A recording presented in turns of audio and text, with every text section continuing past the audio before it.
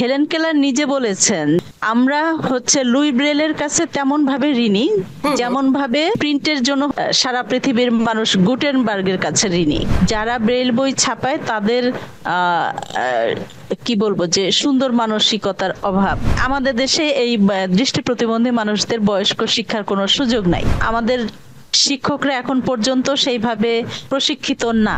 কাগজে কলমে অনেক বেশি আমরা ইনক্লুসিভ, কিন্তু বাস্তবে আমরা ওরকম ভাবে ইনক্লুসিভ না। প্রত্যেকটা ডিপার্টমেন্টের হেড যারা, তাদেরকে ডেকে নিয়ে বোর্ড বসানো হয়েছিল আমার সিভি নিয়ে পর্যালোচনা করার জন্য।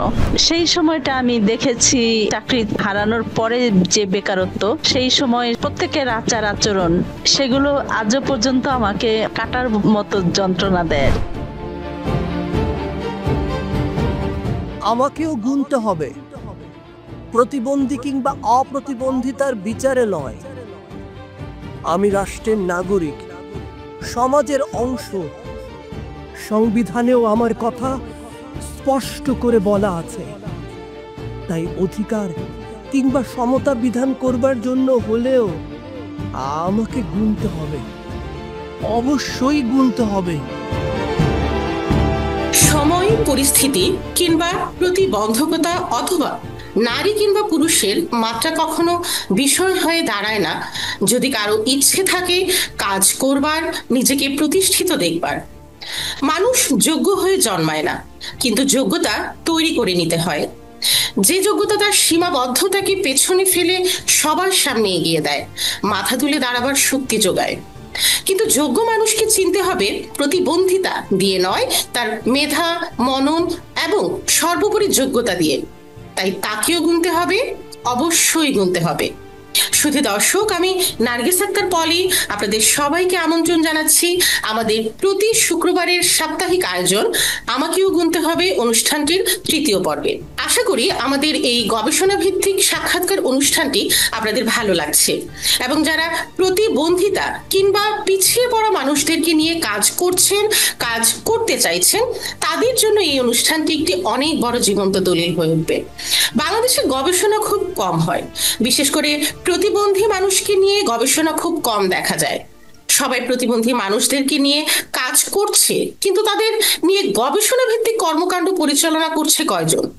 তাই আমাদের এই অনুষ্ঠানটি ব্যক্তিগতভাবে নয়, রাষ্ট্রীয়ভাবে যারা পলিসি মেক করছেন, যারা ডিসিশন মেক করছেন, যারা প্রতিবন্ধীদের নিয়ে কাজ করবেন বলে ভাবছেন, তাদের জন্য সময়োপযোগী একটি প্রয়াস, যা আমাদের দৃষ্টি প্রতিবন্ধীদের সাংস্কৃতিক সংগঠন স্পেশাল পারফরম্যান্স এন্টারটেইনমেন্ট আপনাদের জন্য উপস্থাপন করছে, যাতে করে পিছিয়ে পড়া কিংবা প্রতিবন্ধী মানুষ সমাজের মূলধারায় গিয়ে পৌঁছাতে পারে, তাদেরকেও যেন সবাই গুনতে পারে মানুষ হিসেবে। শুধু দর্শক, একটু আগে বলছিলাম সময়, পরিস্থিতি কিংবা নারী অথবা পুরুষের ধরন কাউকে পিছিয়ে রাখতে পারে না যদি কারো কাজ করবার ইচ্ছা থাকে, যোগ্যতা থাকে। আমাদের আজকের যিনি অতিথি, তিনি একজন নারী। তিনি ১.৫ বছর বয়সী গুটি বসন্তে আক্রান্ত হয়ে সম্পূর্ণ দৃষ্টি হারিয়ে ফেলেন। এত বড় বিপর্যয়ে তার জীবনের সব রং মুছে গেলেও তিনি কর্মকাণ্ডের মাধ্যমে জীবনটাকে এত বেশি বর্ণাঢ্য করে তুলেছেন, এখন তিনি একজন দৃষ্টিমান মানুষের চাইতে অনেক রঙিন। কাজে, কর্মে, যোগ্যতায় ঝলমলে একজন রঙিন মানুষ। তাকে পরিচয় করিয়ে দিলে এবং তার সাথে কথা বললে এবং আমাদের পুরো অনুষ্ঠান আপনারা শুনতে থাকলে বুঝবেন যে কেন তাকে আমরা রঙিন মানুষ বলছি। আসুন পরিচিত হই তার সাথে। তিনি আর কেউ নন, আমাদের আজকের অতিথি ফাহিমা খাতুন। আপা কেমন আছেন? আমাকেও গুনতে হবে অনুষ্ঠানে আপনাকে স্বাগত। আচ্ছা, আমাকেও গুনতে হবে অনুষ্ঠানে। সবাইকে আমার আন্তরিক শুভেচ্ছা জানাচ্ছি। ইতিমধ্যে আমার নাম জেনে গেছেন, তারপরে আমি বলছি আমি ফাহিমা খাতুন, আমি ভালো আছি। ধন্যবাদ আপা। আপা, আমাদের এই অনুষ্ঠানের একটা ফরম্যাট আছে, আমরা কতগুলো সেগমেন্টে এই অনুষ্ঠানটি পরিচালনা করি।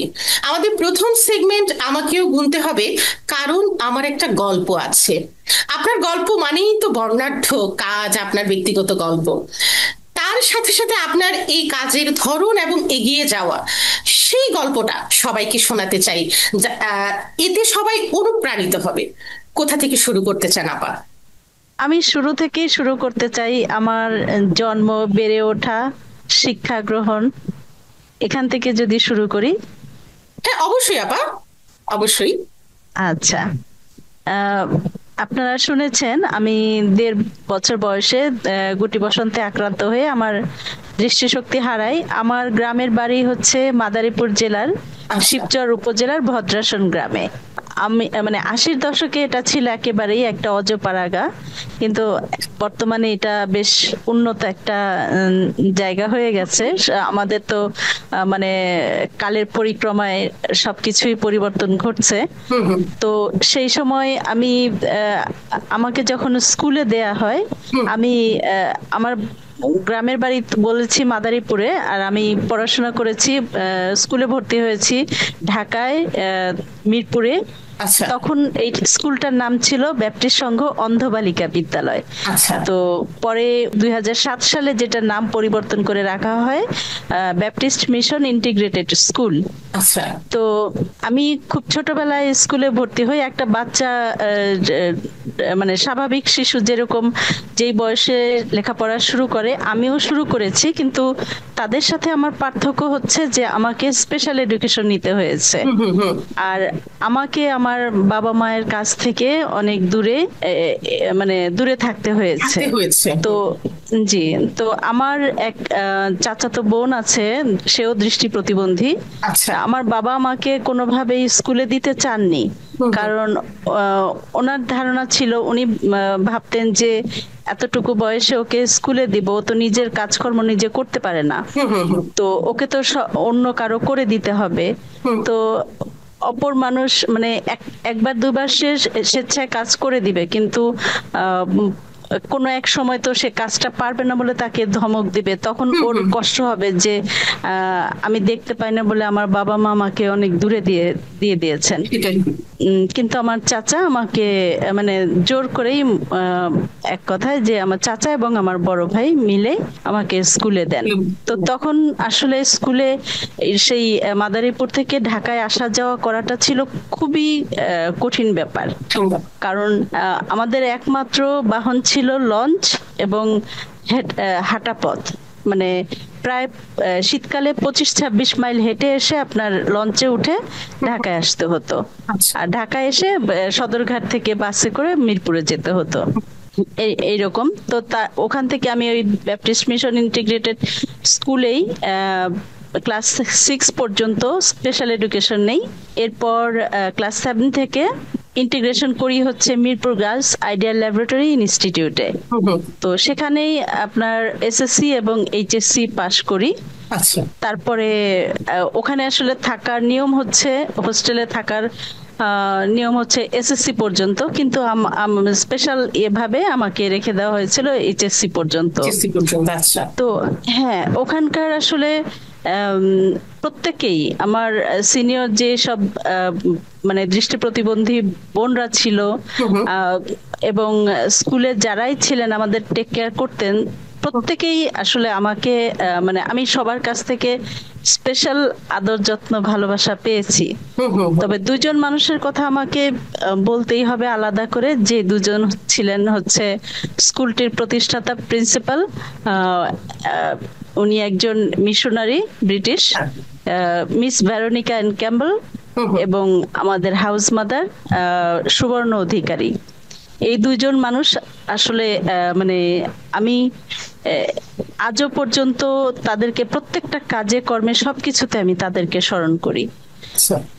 তো এইচএসসি পাশ করার পরে আমি ভর্তি হলাম। এরপরে আমার জীবনের শুরু হলো একটা নতুন অধ্যায়, নতুন সংগ্রাম। কারণ তখন আমরা একা একা চলাফেরা করতে পারতাম না, হুম হুম। এবং ঢাকাতে আমার কোনো আত্মীয় স্বজন সেরকম ছিল না যে যার কাছে থেকে আমি লেখাপড়া করতে পারি। হুম হুম। তো তখন আপনারা জানেন যে 90-র দশকে সেশন জট খুব বেশি ছিল। হুম। তারপরেও আমি ঢাকা ইউনিভার্সিটিতে সোশিওলজিতে অনার্সে ভর্তি হই, আচ্ছা। কিন্তু ওই সময় বেশ কিছু কারণে আমার অনার্স পড়া হয় নাই। 1 বছর গ্যাপ দিয়ে পরে আমি ইডেন কলেজ থেকে বিএ পাশ করি, এবং তারপরে আবার ঢাকা ইউনিভার্সিটি থেকে হুম। পলিটিক্যাল সায়েন্সে মাস্টার্স করি। আচ্ছা। তো পড়াশোনার ফাঁকে ফাঁকে আপনার আমি বিএ পরীক্ষা দেওয়ার পরপরই আমার চাকরি হয়ে যায়। আচ্ছা। বাংলাদেশ ব্লাইন্ড মিশন নামে একটা লোকাল এনজিও ছিল, সেখানে চাকরি হয়। আচ্ছা। তো চাকরি করার পরে আমি ওখানে পরে মাস্টার্স করি আর কি। মাস্টার্স করি এবং বিএসএড, যেটা বিএড সমমানের বিএসএড করি আর কি। তো যেটা বলছিলাম যে মানে চাকরি করতে গিয়ে চাকরির ধরনটা ছিল আমার যে মানে জব ডেসক্রিপশন ছিল যে ব্রেইল ট্রান্সক্রাইবার। তো তখন তো কম্পিউটারের এইরকম মানে প্রযুক্তি এত উন্নত ছিল না। তো সেখানে আমি হাতে লিখেই মানে পার্কিন্স ব্রেইলার বলে আমাদের যেটা টাইপ করা হয় যে মেশিনটা দিয়ে, সেই হাতে লিখে আর কি ম্যানুয়ালি ওই টাইপরাইটার দিয়েই বই তৈরি করতাম কলেজ ইউনিভার্সিটির জন্য। আচ্ছা। কারণ স্কুল পর্যায়ে কিছু বই পাওয়া যেত, যদিও সেগুলো সেরকম মানসম্মত ছিল না, কিন্তু তারপরও পাওয়া যেত। তো এই কারণে আমরা ডিসিশন নিয়েছিলাম যে এটা আমরা কলেজ ইউনিভার্সিটিতে যেহেতু একেবারেই বই নাই, তো তাদের জন্য করে দিব। আচ্ছা। তো এই আর কি, এইভাবেই চাকরি করলাম ওখানে। দীর্ঘ 8 বছর করেছি ব্রেল ট্রান্সক্রাইবার হিসেবে। এরপর আপনার আমরা মুন্সিগঞ্জ জেলার 6টা থানাতে সিবিআর প্রোগ্রাম, যেটা কমিউনিটি বেসড রিহ্যাবিলিটেশন। আমি কি একবারেই আমার সব বর্ণনা দিয়ে যাব? যতটুকু আপনি বলতে চান এখন বলেন, তারপরেও আমরা আরো আপনার কাছ থেকে জানবো। আচ্ছা, ঠিক আছে। তো যেটা ছিল কমিউনিটি বেসড রিহ্যাবিলিটেশন প্রোগ্রাম মুন্সিগঞ্জে, সেখানে কাজ করি ব্রেল এক্সপার্ট এবং ভিজুয়াল ট্রেনার কাম ব্রেল এক্সপার্ট হিসেবে। এই সম্পর্কে আপা আমাদের কিন্তু অনেক প্রশ্ন আছে, আপনি বলেন। আচ্ছা। তো সেখানে ফিল্ডে কাজ করতাম। মানে একটা ধরেন চর এলাকার একটা বাচ্চা বা নদী ভাঙন এলাকার একটা, সেখানে যদি কোনো দৃষ্টি প্রতিবন্ধী বাচ্চা খুঁজে পাওয়া যায়, তো তাদেরকে কিভাবে রেগুলার স্কুলগুলোতে, এই আমি নরমাল বলতে চাই না কারণ আমরাও নরমাল, তো রেগুলার স্কুলগুলোতে মানে সাধারণ স্কুলগুলোতে কিভাবে বাচ্চারা পড়াশোনা করতে পারে, তো সেই বিষয়গুলো নিয়ে আমরা শিক্ষকদেরকে ট্রেনিং করাতাম। আচ্ছা। সাইটেড টিচারদেরকে, যে তারা কিভাবে এইসব বাচ্চাদেরকে হ্যান্ডেল করবে। আচ্ছা আচ্ছা। যেগুলো আপনার স্পেশাল এডুকেশন দেওয়া দরকার সেটা আমরা আমাদের বিবিএম থেকে দিতাম, কিন্তু স্কুলে তারা কিভাবে পড়াবে সেটা ওনাদেরকে আমরা ট্রেনিং করাতাম। আচ্ছা। তো এই আমি বিবিএম এ প্রায় দীর্ঘ 16 বছর কাজ করেছি, 2010 সাল পর্যন্ত। এর মাঝখানে মানে 2010 সালের মধ্যেই আমি 3 বছর পর্যন্ত ঢাকা বিশেষ শিক্ষা শিক্ষক প্রশিক্ষণ কলেজে খণ্ডকালীন শিক্ষক ব্রেল শিক্ষক হিসেবেও কাজ করি। আচ্ছা। তারপরে আপনার 2010 সালে আমার আরেকটা মানে আমার লাইফে আরেক ধরনের প্রবলেম ক্রিয়েট হয়, যেটা আমাদের দেশের সমস্যাগুলো হচ্ছে আপনার এনজিও গুলোর প্রজেক্ট ভিত্তিক, প্রজেক্টে মানে ফান্ড পাওয়া না গেলে, বন্ধ হয়ে গেলে তখন এনজিওটাও বন্ধ হয়ে যায়। তো সেই সময়টা আপনার ওই এনজিওটা বন্ধ হয়ে যায় কোনো প্রজেক্ট না থাকার কারণে। তো তখন আমি তো আসলে সম্পূর্ণ বেকারত্বের স্বাদ পাইনি। তো চাকরি পাওয়ার পরে বেকার হওয়ার যে কতটা যন্ত্রণা, সেটা আসলে যে ওই সময় বেকার হয় সে বুঝতে পারে। তো সেই সময়টা আমি দেখেছি মানে চাকরি হারানোর পরে যে বেকারত্ব, সেই সময় সবার আচার আচরণ, পরিবার, সমাজ, প্রত্যেকের আচার আচরণ, কথাবার্তা, মানে সেগুলো আজও পর্যন্ত আমাকে মানে কাটার মতো যন্ত্রণা দেয় আর কি। তো যাই হোক, 1 বছর ওই সময়টা আমি এই মানে এই ধরনের আচরণ, এই ধরনের কথাবার্তা শুনে আমি মানে শারীরিক মানসিক উভয় দিক থেকে খুব অসুস্থ হয়ে পড়ি। আচ্ছা। তো যেটা আমি নিতে পারিনি আসলে। তো তারপরেও 1 বছর কাটলো। এরপরে 2011 সালের প্রথম দিকে আমি একটা পার্ট টাইম জব পাই, সেটা হচ্ছে আপনার বাংলাদেশ প্রতিবন্ধী ফাউন্ডেশনে বিশেষ শিক্ষক হিসেবে। এখানে আপনার যেসব বাচ্চারা ছিল ওরা হচ্ছে আপনার ওদের বলে যে ওদের দৃষ্টি প্রতিবন্ধিতার সাথে সাথে ওদের এডিশনাল ডিসেবিলিটিও আছে। আচ্ছা আচ্ছা। তো কারো হয়তো আইকিউ কম, স্বল্প মাত্রার বুদ্ধি প্রতিবন্ধিতা আছে, কারো হাতে প্রবলেম আছে, হুম হুম এরকম, বা কেউ হচ্ছে স্লো লার্নার, হুম হুম এরকম কিন্তু দৃষ্টি প্রতিবন্ধিতাও আছে। তো সেই সব বাচ্চাদের নিড অ্যাসেসমেন্ট করে মানে তাদের জন্য কোন ধরনের উপযোগী পদ্ধতি ইউজ করলে পরে তারা অন্তত কিছুটা হলেও তাদের ইমপ্রুভ করতে পারবে, নিজেদেরকে ডেভেলপ করতে পারবে, সেই বিষয়গুলোর উপরেই আমি ওদেরকে টিচিং দিতাম আর কি। এইখানে যদি আমি একটু ছোট্ট করে একটা বিষয় জিজ্ঞেস করি। একটু আগে আপনি ব্রেইল পদ্ধতি নিয়ে বলছিলেন বা ওই যে বাচ্চাদের পড়ানোর বিষয়টা নিয়ে বলছিলেন।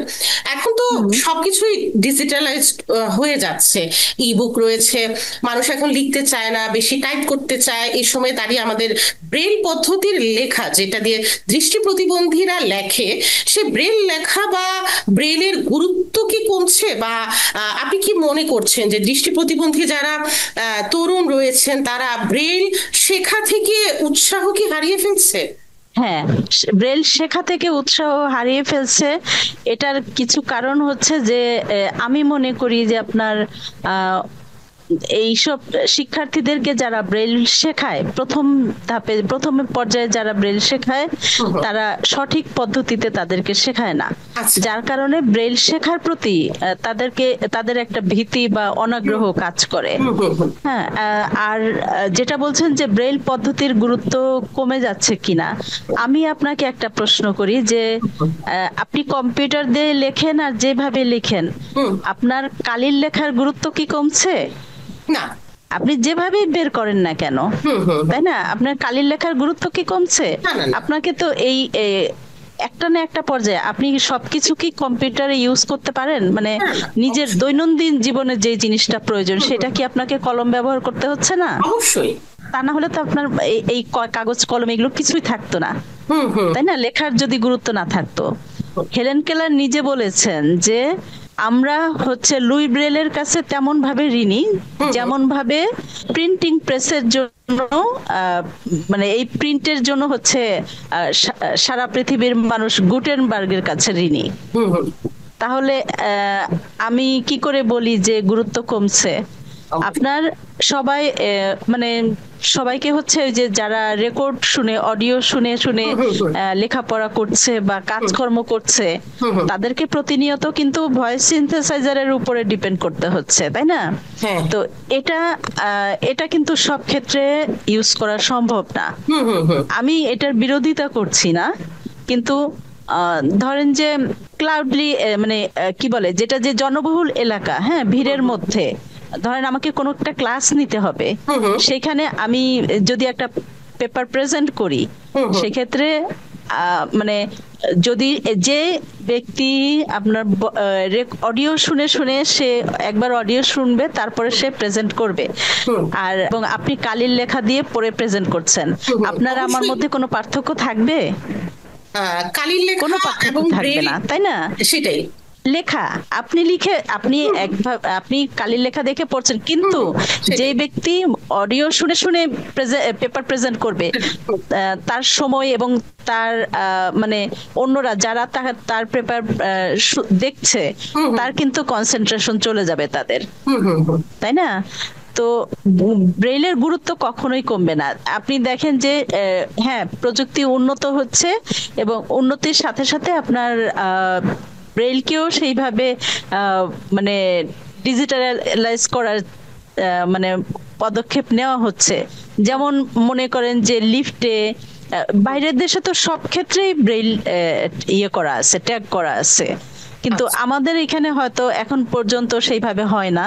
যেমন লিফটে বা রেস্টুরেন্টে, কোনো হোটেলে গেলে সেই রুম নাম্বার, হ্যাঁ, এই দৈনন্দিন, তারপরে আপনার ধরেন যে খাদ্যদ্রব্য গুলো যে প্যাকেট করা থাকে বা আপনার ওষুধপত্র প্যাকেজিং, এইগুলো কিন্তু সব ওরা লেভেলার দিয়ে আপনার উপরে ব্রেইলে লেবেল করে রাখে, ব্রেইলে লিখে রাখে। হুম হুম হুম। তাহলে এগুলো কি আপনার পক্ষে মানে অডিও দিয়ে করা সম্ভব? কখনোই না। আহ, কখনোই না, তাই না? আপনাকে চিন্তা করতে হবে যে আহ, মানে লেখা লেখাই, ব্রেইল তো কোনো ভাষা না, ব্রেইল তো একটা লিখন পদ্ধতি, তাই না? আপনার লেখা আর আমার লেখাটা একই, কিন্তু পদ্ধতিটা একটু ভিন্ন। পদ্ধতিটা একটু- আপনার যদি লেখার গুরুত্ব থাকে তাহলে আমারও ব্রেইল লেখার গুরুত্ব থাকে। আপু, বাংলাদেশে ব্রেইল পাঠ্যপুস্তক প্রস্তুতকারী সরকারি ও বেসরকারি প্রতিষ্ঠানগুলোর অবস্থা কি, যদি আমাদেরকে একটু জানাতে। ব্রেল বই তো আর সরকার প্রস্তুত করে না, হুম। ব্রেল বই তো প্রস্তুত করে কিছু প্রতিষ্ঠান, তাই না? এখন তারা তারা কাজ করে আপনার এই ক্ষেত্রে বেশ কিছু সমস্যা আছে। যেমন আমাদের প্রতিষ্ঠান থেকে, মানে আমার একটা প্রতিষ্ঠান আছে রিয়েল ভিউ, সেখান থেকে আমরা অন্তত যাতে শিক্ষার্থীরা, দৃষ্টি প্রতিবন্ধী শিক্ষার্থীরা নির্ভুল বই পায়, সেই জন্য নির্ভুল ব্রেইল বই পায় আর কি। সেই জন্য আমরা যে বইগুলো ছাপানো হয় সেগুলোকে আবার দ্বিতীয়বার প্রুভ করে আপনার ভুলগুলো মানে আইডেন্টিফাই করার চেষ্টা করেছি, এবং সেটা আমরা এনসিটিবি কে জানিয়েছিলাম। কিন্তু সমস্যা হচ্ছে যে এখানে যারা ব্রেইল বই ছাপায় তাদের কি বলবো, যে সুন্দর মানসিকতার অভাব। তারা ভাবে না যে আমি, আমার এই বইটা দেখেই একটা শিশু সে শিখবে, শিখবে। সে যেটা পড়বে সেটাই তো সে শিখবে, তাই না? যার কারণে আমি বইটাকে নির্ভুলভাবে তৈরি করি।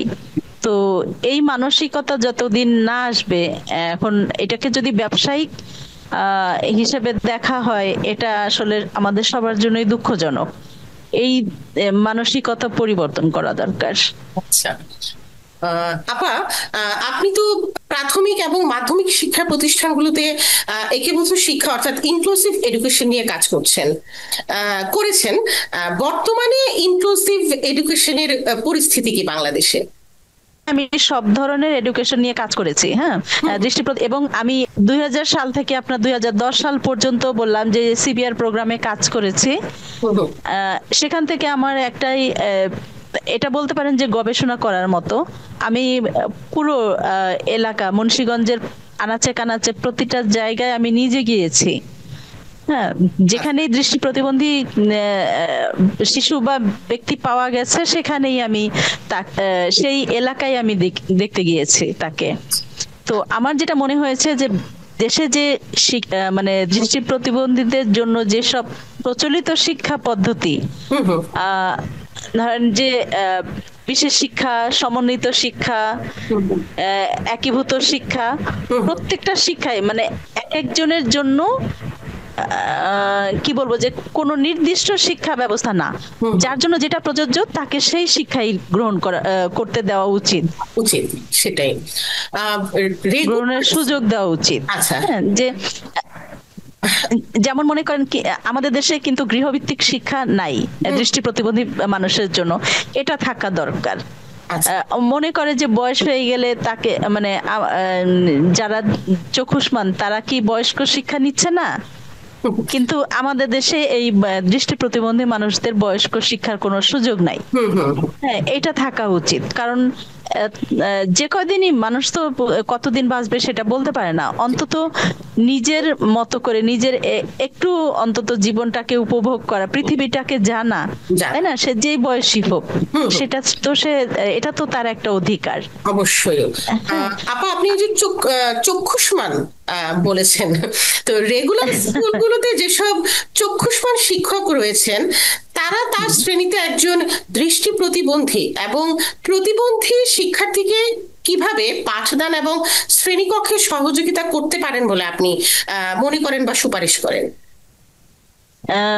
আমাদের দেশে আসলে আমি একীভূত শিক্ষা এখন পর্যন্ত আমাদের ওই রকম ভাবে বাস্তবায়ন আসলে হয় নাই, কারণ আমাদের শিক্ষকরা এখন পর্যন্ত সেইভাবে প্রশিক্ষিত না। না। হ্যাঁ, প্রশিক্ষিত না। হ্যাঁ, পরে যেটা একেবারেই যেমন মনে করেন যে এক চোখে দেখতে পায়, মানে এক চোখে দৃষ্টিশক্তি নাই, এক চোখে আছে, আচ্ছা। তো সে তো এক চোখ দিয়ে পুরোটাই পড়তে পারছে, তাই না? সে তো একীভূত হতে তার কোনো সমস্যা নেই, তার জন্য তো বিশেষ কিছুর প্রয়োজন হচ্ছে না। প্রয়োজন হচ্ছে না। কিন্তু যেখানেই বিশেষ বিশেষ কিছুর প্রয়োজন হচ্ছে সেখানেই সমস্যা হচ্ছে আসলে। সমস্যা হচ্ছে, সেটাই। আমরা বলি এটা মানে এটাকে অন্যভাবে নেবেন না, এটা আসলে খাতা কলমেই, কাগজে কলমে অনেক বেশি আমরা ইনক্লুসিভ, কিন্তু বাস্তবে আমরা ওরকম ভাবে ইনক্লুসিভ না। আপা, আপনি বিশেষ শিক্ষা কেন্দ্র কলেজে লেকচারার হিসেবে কাজ করেছেন। কলেজ পর্যায়ে বিশেষ শিক্ষার সিলেবাস সম্পর্কে যদি একটু বলতেন, সেখানকার সিলেবাস কতটা সময় উপযোগী? না, এটা এটা মোটেও সময় উপযোগী না। আহ, এটা এটাকে আর আমি যখন পড়েছি, আমার আসলে আমি ফিল্ডে কাজ করতে গিয়ে আমার ধারণা ছিল যে আমি আরেকটু বেশি জানবো। আসলে একাডেমিক শিক্ষার তো কোনো বিকল্প নাই, প্রশিক্ষণের তো কোনো বিকল্প নাই, তো সেই ধারণা থেকেই মূলত আমি গিয়েছিলাম যে আমি এই কি বলে যে বিশেষ শিক্ষক প্রশিক্ষণ কলেজে বিএসএড করার জন্য। কিন্তু সেখানে দেখলাম আসলে সেখানকার মানে কারিকুলাম সেটা যুগোপযোগী না। আর অধিকাংশ ওখান থেকে যেসব শিক্ষকরা বের হয়ে আসছেন তারা কিন্তু কেউ ব্রেল জানেন না। আচ্ছা। ব্রেল মানে একবারে জানেন না বললে ভুল হবে, হাতে গোনা কয়েকজন। আপনি এই পর্যন্ত যত 96 সাল থেকে সম্ভবত এই কোর্স শুরু হয়েছে, কিন্তু এই পর্যন্ত আপনি হাতে গোনা ভালো ব্রেল পারবে 5 জন পারে কিনা আমার সন্দেহ আছে। আচ্ছা তো আপা, যেখানে আপনি হ্যাঁ হ্যাঁ বলেন। যেখানে আপনি দৃষ্টি প্রতিবন্ধীদের দৃষ্টি প্রতিবন্ধিতা বিভাগে সে পড়াশোনা করলো, যেখানে সে একজন শিক্ষক হবে, দৃষ্টি প্রতিবন্ধীদের শিক্ষক হবে, সেখানে সে যদি ব্রেল না পারে, এই যে এর আগের প্রশ্নটার সাথে আপনার এই ইয়েটা রিলেটেড, যে এই এই শিক্ষকরাই তো তাদেরকে ব্রেল শেখায়। আচ্ছা। ঠিক আছে, তাহলে তারা কতটুকু ভালো ব্রেল শিখবে এবং ব্রেলের প্রতি তাদের আসলে কতটা আগ্রহ থাকবে বলেন? আপা, আমি যদি কারিকুলাম নিয়ে যদি আমি এটার সাথে একটু অ্যাড করি, যে যারা বিশেষ শিক্ষক হয়ে উঠেছেন অথবা বিশেষ শিক্ষার্থীকে পড়াতে চাচ্ছেন, তাদের জন্য ক্যারিকুলামটা কতটা প্রতিবন্ধী বান্ধব, অথবা বর্তমানে যে ক্যারিকুলাম চলছে সে ক্যারিকুলাম কতটা প্রতিবন্ধী বান্ধব বলে আপনি মনে করেন? না, যতটুকু আছে ততটুকু প্রতিবন্ধী বান্ধব, আচ্ছা এটা এটা নিঃসন্দেহে। আচ্ছা আচ্ছা। হ্যাঁ, আমার আমার কাছে মনে হয় যে এই যেটা আপনার যেই নর্মাল যে আপনার বিএড বা পিটিআই বা নাইমে যেসব অন্য যে টিচার মানে শিক্ষক প্রশিক্ষণ কলেজ বা শিক্ষক প্রশিক্ষণ কেন্দ্রগুলো আছে, সেখানে প্রতিবন্ধিতা বিষয়টা অন্তর্ভুক্ত করা দরকার। আচ্ছা। সেখানে যদি সেই সব কারিকুলামে প্রতিবন্ধিতা বিষয়টা যদি অন্তর্ভুক্ত করা হয়, তখন আপনার উভয় কারিকুলামের সাথে একটা সামঞ্জস্য রেখেই আপনার থাকে। হ্যাঁ। এবার আমরা আপনার প্রফেশনের কথা শুনবো।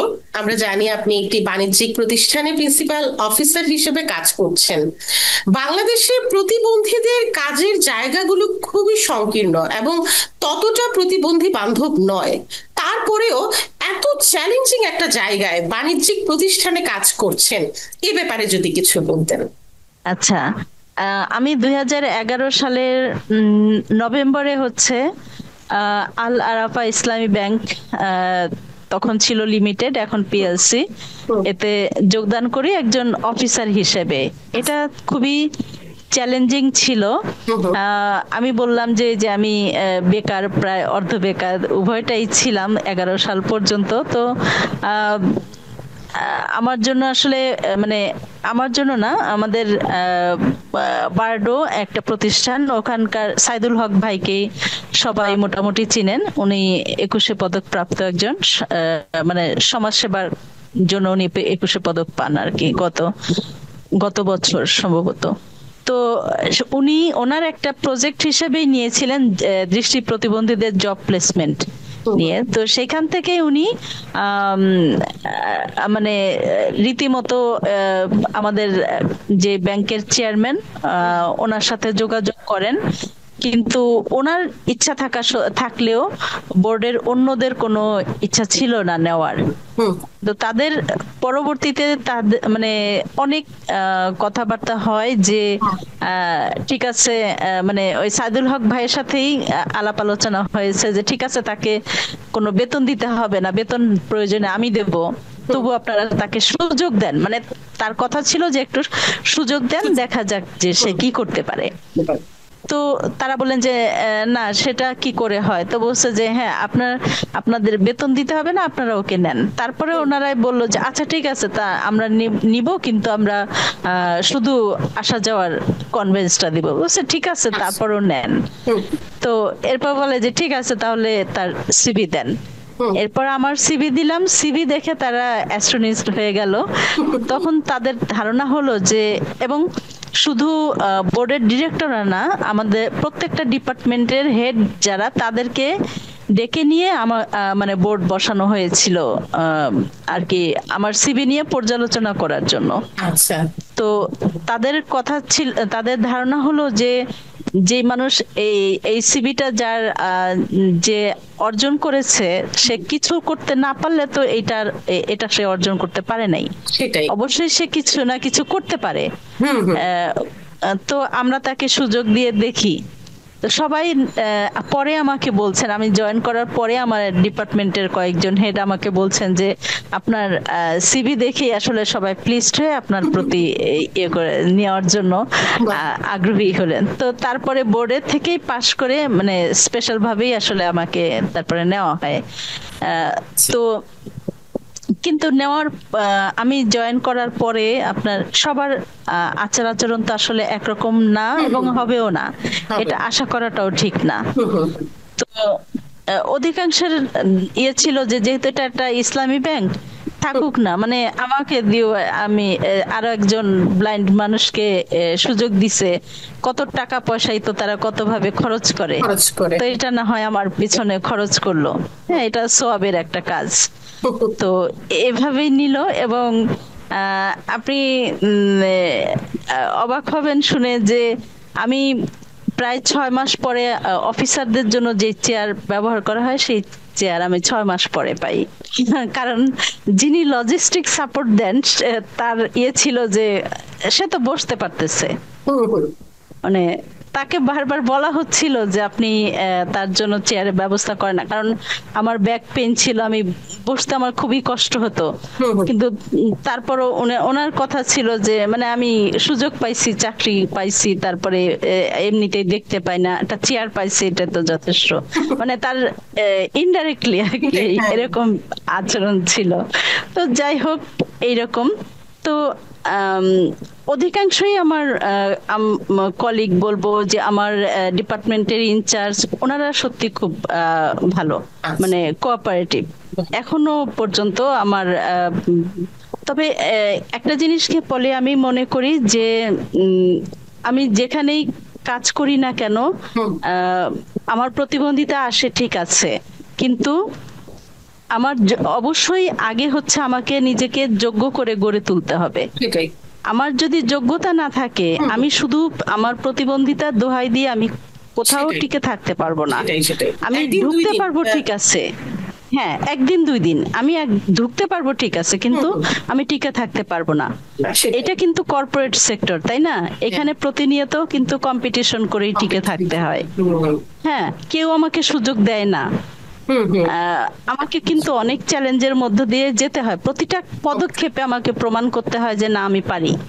সেটাই। হ্যাঁ, যেমন মনে করেন আমি একটা উদাহরণ দিই, আমি একটা উদাহরণ দিই। কিছুদিন আগে আমাদের মানে এখন নতুন দিন দিনই তো সিস্টেম নতুন হচ্ছে, চেঞ্জ হচ্ছে আর কি। তো আমাদেরই করা হলো যে প্রেজেন্টেশন দিতে হবে, কার কি কাজ, জব ডেসক্রিপশন, এটা প্রেজেন্টেশন দিতে হবে। আমাদের ডিপার্টমেন্টের যে গ্রুপ আছে, গ্রুপে জানালো। তো গ্রুপে জানানোর পরে সবাই সবার মতো করে প্রেজেন্টেশন তৈরি করেছে। আচ্ছা। আমাকে আর কেউ কোনো প্রেজেন্টেশন তৈরি করতে বলে নাই, কারণ হচ্ছে আমি পারবো না, এরকম ধারণা। এরপরে আমি তো গ্রুপে দেখেছি যে প্রেজেন্টেশন জমা নিচ্ছে। এরপরে আমি আমার প্রেজেন্টেশন তৈরি করে আমার যে সেকেন্ড ম্যান, আমার যাকে রিপোর্ট করার কথা, ওনাকে আমি বললাম যে স্যার আমি তো প্রেজেন্টেশন তৈরি করেছি, আমি কিভাবে দেব? বলছে তুমি করেছো? আমাকে উনি তুমি করে বলেন, আমাকে খুব স্নেহ করেন। তা আমি বলছি যে জি স্যার আমি করেছি এবং আমি এটা জমা দিতে চাই এবং আপনি সেটা গ্রুপে দেবেন। তো বলছে আচ্ছা ঠিক আছে, তুমি আমাকে ইমেলে পাঠায় দাও। ইমেলে দেওয়ার পরে উনি আমাকে থ্যাঙ্কস দিলেন। আচ্ছা। হ্যাঁ, তো এই বিষয়গুলো এইরকম আসলে প্রত্যেকটা ক্ষেত্রেই। আমাকে প্রথম প্রথম আমার জব ডেসক্রিপশনে আপনার শুধু লিখতো যে আমি পিএবিএক্স অপারেটর। আচ্ছা। ঠিক আছে, কিন্তু আমি তো পিএবিএক্স শুধু পিএবিএক্স অপারেট করি না, আমি তো অন্যান্য কাজও করি। তাহলে সেই ক্রেডিটটা কেন আমাকে দেবে না? আমার কথা ছিল সেটা।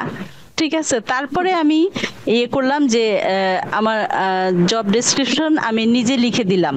আচ্ছা। আমি বারবারই আমি লিখে দিতাম, কিন্তু ওনারা করতো না, দিত না। কিন্তু এইবার এসে ঠিকই তারা একসেপ্ট করলো যে কে কি কাজ করে সেটা মানে লিখিত আকারে থাকলো আর কি।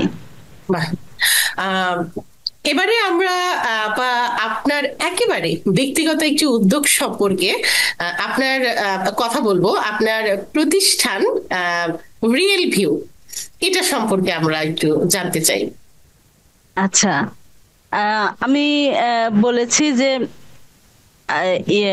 আমি ফিল্ডে কাজ করেছি, সেখানে আমি দৃষ্টি প্রতিবন্ধী মেয়েদের অবস্থা মানে নিজে দেখেছি। তারপরে আমি যে স্কুলে পড়েছি সেটা শুধুমাত্র মেয়েদের স্কুল, বাংলাদেশে মানে প্রথম এবং এখন পর্যন্ত মানে একমাত্র একটা বৃহৎ একটা স্কুল দৃষ্টি প্রতিবন্ধী মেয়েদের জন্য। এবং আমি মিস ভেরোনিকা এন ক্যাম্বেলকে দেখেছি যে মেয়েদেরকে উনি কিভাবে সব অসহায় অবহেলিত মেয়েদেরকে কিভাবে খুঁজে খুঁজে আনতেন। মিস ক্যাম্বেলের মতো না হতে পারি, অন্তত মানে তার আদর্শটাকে আমি ধারণ করব, অনুসরণ করব, এরকম একটা ইচ্ছা আমার সব সময় ছিল। তো তারপরে আপনার এই স্কুলটা দেখি প্রায় সময় একটা হয় যে বন্ধ হয়ে যাওয়ার জন্য, মানে আগে যেরকম ভাবে চলতো সেরকম না। তো তখন আমার মনের মধ্যে হয় যে আসলে এটা বন্ধ হয়ে গেলে তখন এই মেয়েগুলোর কি হবে। তো ওই সব চিন্তাধারা থেকে মূলত আমরা চিন্তা করি কয়েকজন মিলেই যে আমরা একটা প্রতিষ্ঠান করব যেখান থেকে দৃষ্টি প্রতিবন্ধী কন্যা, শিশু ও নারীদেরকে নিয়ে কাজ করব।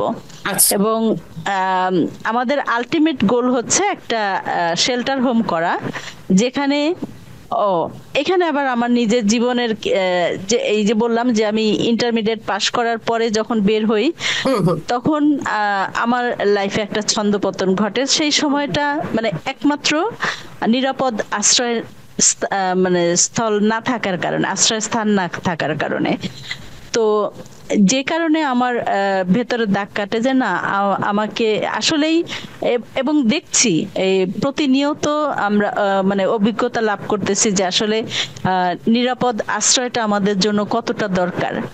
তো এই জন্য আমাদের আলটিমেট গোল হচ্ছে যে আমরা এমন একটা শেল্টার হোম করব যেখানে প্রত্যেকটা স্তরের ছোট শিশু থেকে শুরু করে বৃদ্ধ পর্যন্ত এরা নারীরা আর কি থাকবে এখানে থেকেই তারা পড়াশোনা করবে, তারা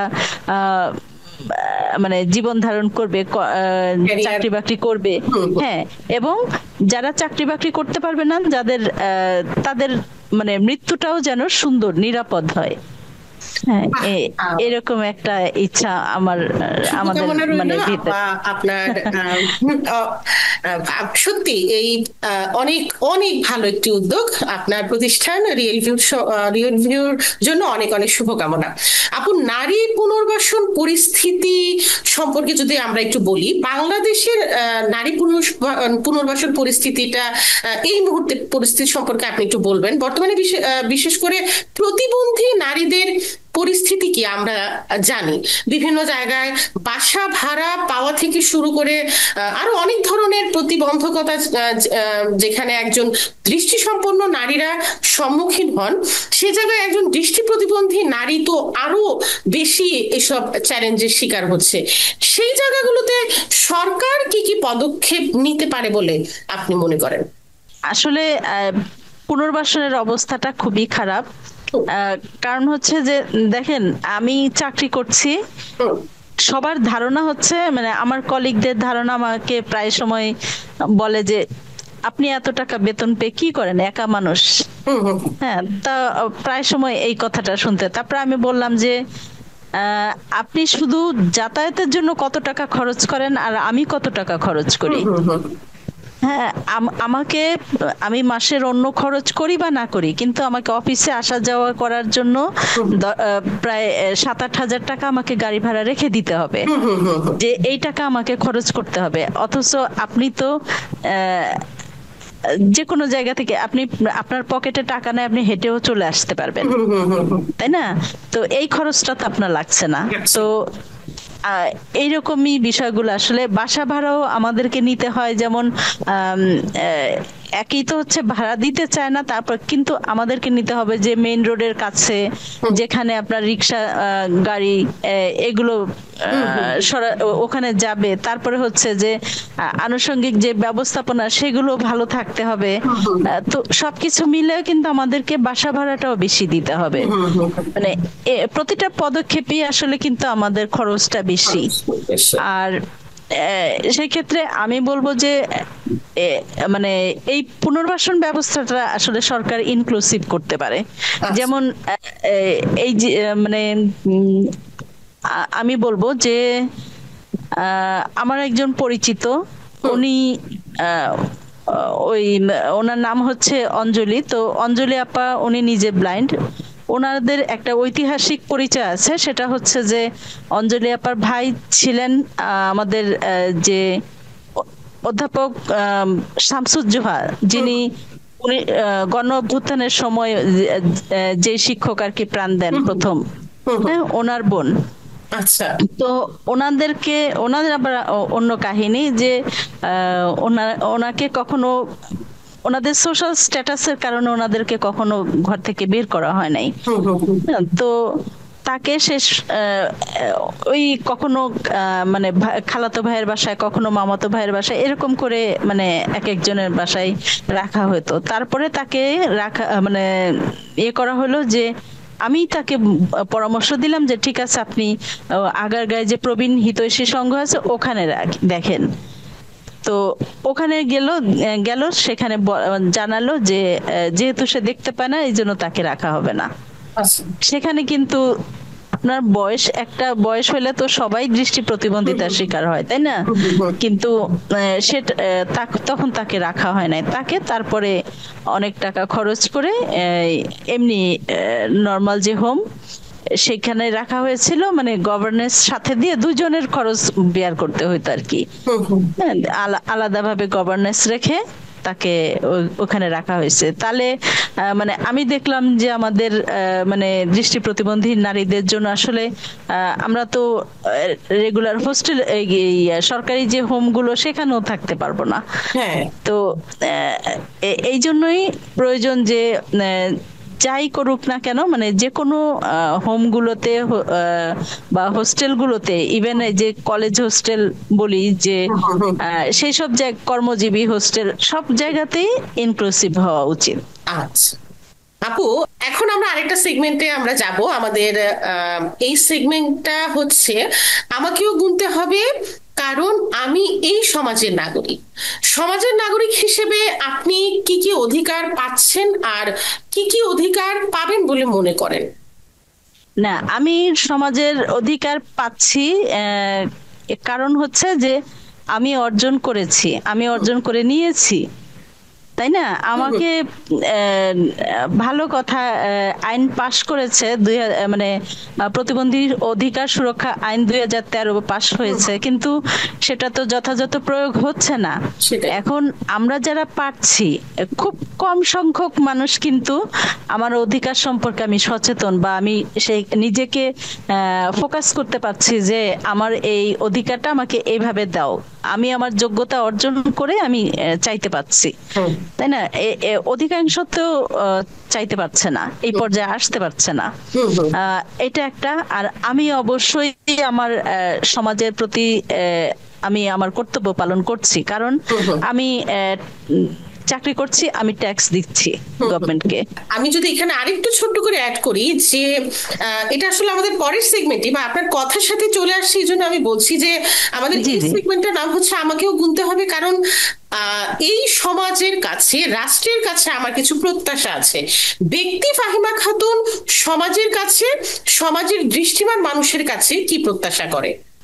ব্যক্তি ফাহিমা সমাজের দৃষ্টিবান মানুষের কাছে প্রত্যাশা করে যে আমাকে সুযোগ দাও, আমাকে সুযোগ, প্রথমে আমাকে সুযোগ দাও। মানে আমি না, প্রথমে হচ্ছে আমি একজন মানুষ, আমি অন্যদের মতো, আমি তোমার মতোই। তারপরে হচ্ছে আমার প্রতিবন্ধিতা, এবং আমার প্রতিবন্ধিতার ধরন অনুযায়ী বা আমাকে দেখো, আমি যদি মানে আমাকে সুযোগ দাও, আমি যদি পারি তোমার সাথে সেই সুযোগটা অ্যাবল করতে, তাহলে ভালো। আর যদি না পারি, তখন তোমরা তোমাদের মতো ব্যবস্থা নেবা। কিন্তু সুযোগ না দিয়েই যদি বলো যে না তুমি এটা পারবা না, এটা তো আমি মেনে নেব না, তাই না? আমি মনে করি যে তুমি একজন চক্ষুষ্মান মানুষ যা পারে আমিও তাই পারি, আমি শুধু দেখতে পারি না। এইটুকুই আমার পার্থক্য। আমার ছোটবেলা থেকে আসলে এই এই ধরনের মানসিকতা ছিল বলে যে এহেন কাজ নাই যে আমি করতে পারবো না, আমি রান্না বান্না থেকে শুরু করে আমরা সবকিছুই করতে পারি, কারণ কেন পারবো না, তাই না? আর কিন্তু সব জায়গায় তো আমাকে সুযোগ দেওয়া হয় নাই, আমাকে আমাকে জোর করে নিতে হয়েছে সেই সুযোগটা। সেটা কেন হবে, তাই না? যে আমাকে সুযোগ দাও, দেখো আমি অবশ্যই সেটা পারবো। তবে তার আগে অবশ্যই আগে আমাকে নিজেকে যোগ্যতা অর্জন করতে হবে, তা না হলে তো আমি চ্যালেঞ্জ মোকাবেলা করতে পারবো না। সেটাই। আপা, আপনার বর্ণাঢ্য জীবনের গল্প শুনতে শুনতে আর আমরা আসলে সত্যি কথা বলতে সময়ের ফ্রেমে বাঁধা। আমি ক্ষমা চাচ্ছি আপা, অনেক জায়গাতেই আপনাকে আমি হয়তো আপনার অনেক কথা বলার ছিল, বাট মানে আমি ওখানে আপনাকে হয়তো সুযোগ দিতে পারছিলাম না, কারণ আমরা সময়ের ফ্রেমে বাঁধা। আমাদের অনুষ্ঠান একদম শেষ পর্যায়ে চলে এসেছে। অসংখ্য ধন্যবাদ আপু আপনাকে আমাদের এই অনুষ্ঠান সম্পর্কে, আমাদের দর্শকদের সম্পর্কে এবং স্পেশাল পারফরম্যান্স এন্টারটেইনমেন্টের পদক্ষেপ সম্পর্কে যদি কিছু বলতেন। আমারও খুব ভালো লাগলো। রনিকে আসলে আমি অনেক আগে থেকেই চিনি, তো আমার এই উদ্যোগটা আমি সবসময় এই দিকটাও বলা হয় নাই যে আমিও ছোটবেলা থেকেই মানে কালচারাল বিষয়গুলোর সাথে জড়িত ছিলাম। তো আমি এই স্পেশাল পারফর্মার এন্টারটেইনমেন্ট ওদেরকে বলবো যে আমাদের একটা সমস্যা হচ্ছে, যারা হোস্টেলে লেখাপড়া করে বা তারা মোটামুটি গান বা নাটক, অভিনয়, আবৃত্তি এইসব কিছু শেখে, কিন্তু ধরে রাখতে পারে না। হ্যাঁ, আমি আপনাদের কাছে আবেদন জানাবো যে কিভাবে মানে এই প্রতিভাগুলো ধরে রাখতে পারে, সেইভাবে মানে একটু চিন্তা ভাবনা করা এবং সেভাবে সবাইকে উৎসাহিত করা আর কি। অনেক সুন্দর, অনেক ধন্যবাদ আপু আপনাকে আমাদেরকে সময় দেওয়ার জন্য। অনেক অনেক শুভকামনা রইল আপা আপনার জন্য। ভালো থাকবেন আপা। আপনাদেরকেও অসংখ্য ধন্যবাদ, আপনারাও ভালো থাকবেন। দর্শক, একটু আগে আপা যার নাম বললেন, রনি, মাহবুবুর রহমান রনি, তিনি আমাকেও গুনতে হবে অনুষ্ঠানের গ্রন্থনা ও পরিচালনায় আছেন। দর্শক, কিছু কিছু ভৌগোলিক অবস্থা কিংবা পরিস্থিতির ভিন্নতা থাকলেও বর্তমান বিশ্ব এবং বর্তমান সময় যোগ্য মেধাবী মানুষকে মূল্যায়ন করে খুঁজে বের করে, সে যেখানেই থাকুক। তাই আপনি প্রতিবন্ধী হন, অপ্রতিবন্ধী হন, যোগ্য হয়ে গড়ে উঠুন। আজকে ফাহিমা আপুকে দেখে বা আপুর সাথে কথা বলে সেটাই বোঝা যাচ্ছে। তাই হতাশ কিংবা বিভ্রান্ত হবেন না, যোগ্যতা ও মেধা দিয়ে এগিয়ে যান। এই প্রত্যাশায় আমাদের আজকের অনুষ্ঠান এখানেই শেষ করছি। বন্ধুরা, দেখা হবে যথারীতি আগামী শুক্রবার রাত 9টায়। আমি নার্গিস আক্তার বলি এতক্ষণ আপনাদের সাথে উপস্থাপনায় ছিলাম, এবং আজকের অনুষ্ঠানের গ্রন্থনা পরিচালনা ছিলেন মাহবুব রহমান রনি। যেটা আমি আগেই বলেছি, আমাদের প্রয়াস সমাজ যেন প্রতিবন্ধী